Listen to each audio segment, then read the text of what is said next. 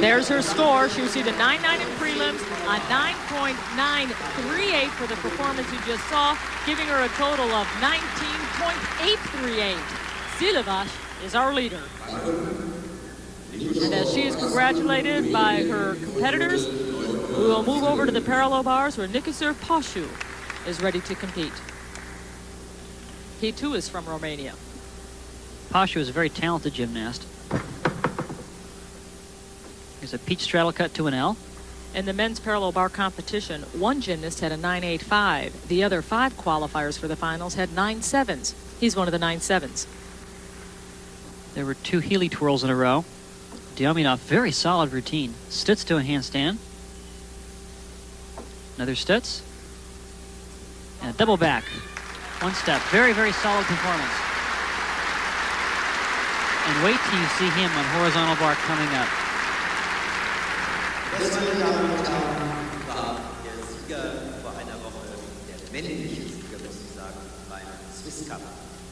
Here's his Diominov and his Stutz. Very solid on the bars, and he's a tall gymnast. Another Stutz. And his dismount is a double back flip. Takes a little step, though. That's going to be deduction. He needs a 9.95 to overtake Mike Bell for the gold medal. His preliminary score, Pașu's that is, was 9.7. And he certainly won't get a 9.95 with that step on the dismount even.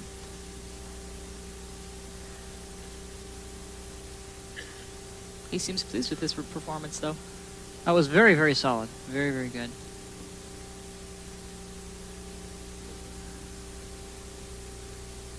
You know, in the preliminaries, he scored a 10-0 on horizontal bar, so he's probably really getting fired up for one big performance later. As we look at his teammate, Daniela Silevash.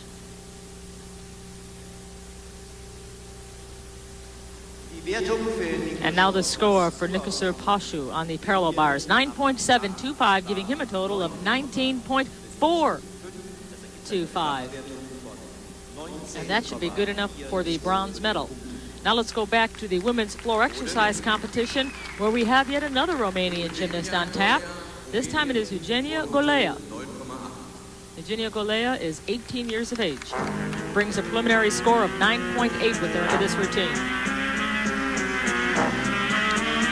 And she really can twist. She needs more than a 10, though, to catch her teammate Silevash. And here's a layout full in pike. Landed just as well as her teammates. Very, very good on the floor. One thing that I've noticed about the Romanian women is that they've kind of changed their dance a little bit over the last couple of years. They're much more polished than they have been in the past. More deliberate in their movements. Not so much of the little robotic, cutesy stuff that you used to see. Now this has kind of got a nice swinging beat to it. Round off back handspring. Layout 1.5 twist step out. Round off back handspring. Double full. Punch front. Head spring right into another tumbling pass. There's that trend we're seeing. Excellent.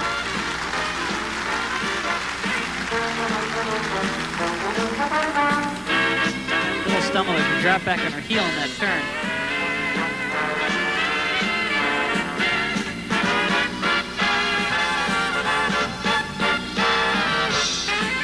Now she must have a lot of steam if she's going to dismount with a triple twist. She did this in the preliminaries.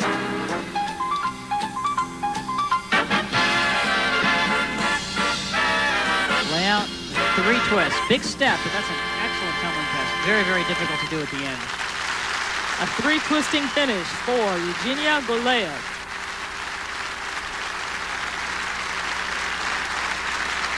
Dancing to the big band sound.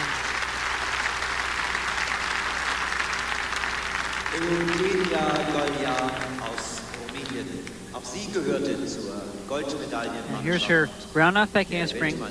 Layout 1.5 twist step out into a round off back handspring double full, and she doesn't stop there. She does a punch front right into another tumbling pass.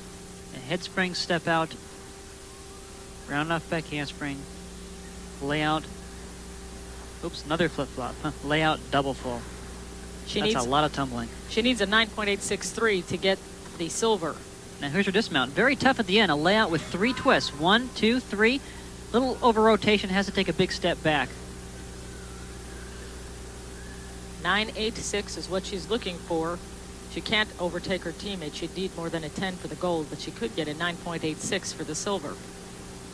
And these are tense moments for her because right now the silver is held by Anja Wilhelm of Germany. And the Romanians love to go gold-silver when they compete. She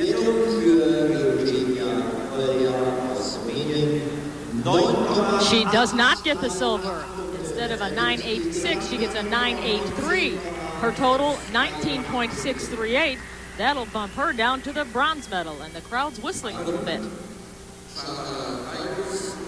Now let's go back to the men's parallel bars competition where Csaba Fajkus is ready to perform. He's one of 5, mired at 9.7 coming into the finals. As we saw him on Pommel, Fajkus is a very strong and powerful gymnast. Maybe not as graceful as some of the other competitors, but very, very powerful. He gets the job done. There's a nice Healy twirl into another Healy twirl, front toss, straddle cut L. Very solid and powerful. Parallel bars is certainly one of his better events. Presto handstand, little pirouette, situate himself a little bit better on the bars.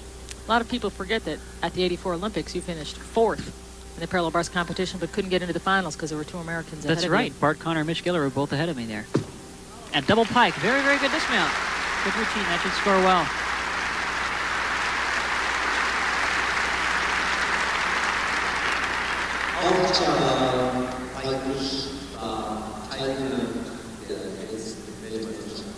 And here's that first mount. Glide. Giant front uprise. Healy twirl, Healy twirl. Very, very tough to do. Right into a front toss.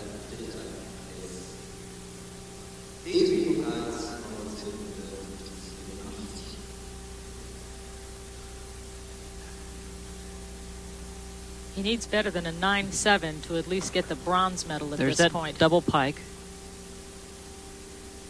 Very good landing. Better than 9.8 would get him the gold medal. And his score is 9.775, giving him a total of 19.475. So the silver medal belongs to Csaba Fajkus of Hungary.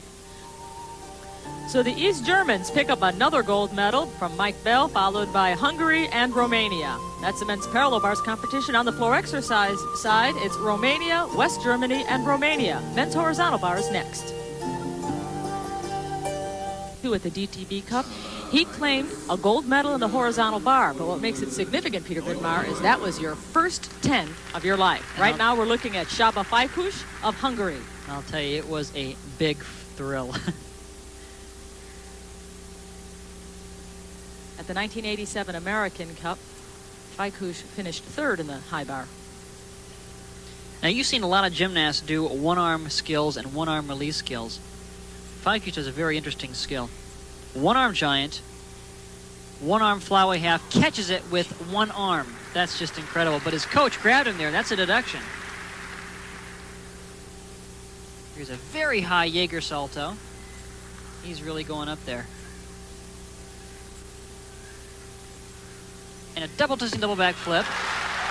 What a routine. That was beautiful by Csaba Fajkus. A 9.9 preliminary score. Unfortunately, as you said, his coach did touch him. How much will that cost him? You know, it really depends on the competition. Of course, sometimes they're going to take a lot off, but you just never know. Sometimes they don't even see it. It looked fairly obvious to me, though. Now, here's this trick. It's really incredible. A one-arm flyaway with a half turn, and instead of catching it with 2 hands, he just catches it with one arm. Coming right down. And look at, oh, the coach looked like he caught him just a little bit.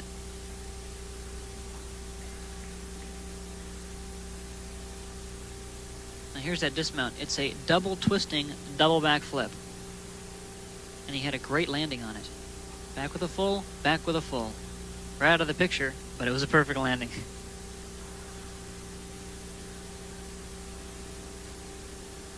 9.9. He repeats the score that he received from the preliminaries, giving him a total of 19.8. He is now the man to beat. But the man who follows him from Romania, Nicolae Pashu, brings a perfect score of 10 with him from the preliminary rounds. And there's a reason for that. He does a one-armed flyaway with a 1.5 twist, and he does it extremely well. This is the first time I've ever seen this trick performed. Is it more difficult than the one-arm maneuver we just saw? Well, you know, it's really hard to say. I think what's nice about it is that there's a certain way that he does it. It's just really beautiful. It's coming right up now. Layout, 1.5 twisting flyaway. And he caught it just by his fingertips, it looked like. Now he's not done. He's going to do another release trick that's extremely tough. First, a one-arm giant sequence. And a front with a full turn. Boy, he's just barely catching that. But it looks nice when you catch it that open. And his dismount also is a double twisting, double back flip. What a routine. That could be a 10, but you saw that little tiny step at the end, and you just don't know if the judges are going to give it to him or not. A perfect 10 going in. He needs a 9.8 to tie Feipuch. A 9.85 would beat him. That's got to be one of the finest performances I've ever seen on any event. Here's that trick again. A layout, flyaway, 1.5 twist from one arm. Well, when you miss that bar and something like that, you don't know what hits you when you hit the ground. Now here's that front layout with a 1.5 twist. Here's that one-arm giant sequence. Takes a couple wind-up giants. And a layout with a full turn. And he barely gets around to catch it again. He can see his coach leaping back just in case he missed the bar. Now here's that dismount. It's a double twisting, double back flip. It's a back flip with a full twist, and then a back flip with a full twist before he hits the ground. And the applause is because the crowd is getting impatient for a score. Look at that tiny little hop there. You just don't know. That's the only place that I can see you can deduct in that routine. You can't deduct that much. Oh, certainly not. Again, the perfect 10 going in. And his score is 9.95. You weren't kidding about a small deduction. Well, I guess 0.05 of a point. I guess that means half the judges decided to deduct, the other half didn't. Silvio Kroll of East Germany brings a 9.85 preliminary score with him. He needs a 9.95 to get the silver. And he's certainly capable of it. He's excellent on high bar, good body line, a lot of one-arm sequences. There's a one-arm flyaway half turn. In 1985, he received third place on this event at the DTB Cup. Very high Jaeger. He rarely ever misses that bar. Now, he doesn't eat dismount. Most people do backwards flipping dismounts. This is a front double with a 1.5 twist. Perfect landing, too. That was a great routine. Silvio Kroll bringing a 9.85 preliminary score. I've just been told his final score is 9.9, so he will take home the bronze medal. The results of the horizontal bar, Romania, Hungary, and Germany, 1, 2, 3.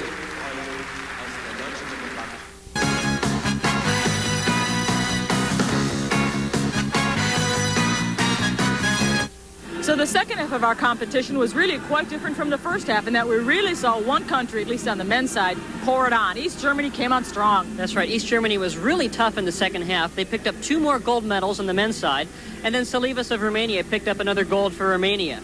But I was really most impressed with the diversity of talent in this competition. We had great performances by Hungary and Romania on the horizontal bar, and the host country, West Germany, did very, very well throughout the entire competition. So I really think that in 1988, we're going to see a tough competition in the games. You mentioned the host country. We would be remiss if we did not thank the host country. Not only were the West Germans very accommodating, but the German Gymnastics Organization really met all of our needs and the needs of our crew. We had a wonderful stay here this December in West Germany. Happy holidays to all of you back in the States. Auf Wiedersehen, everyone.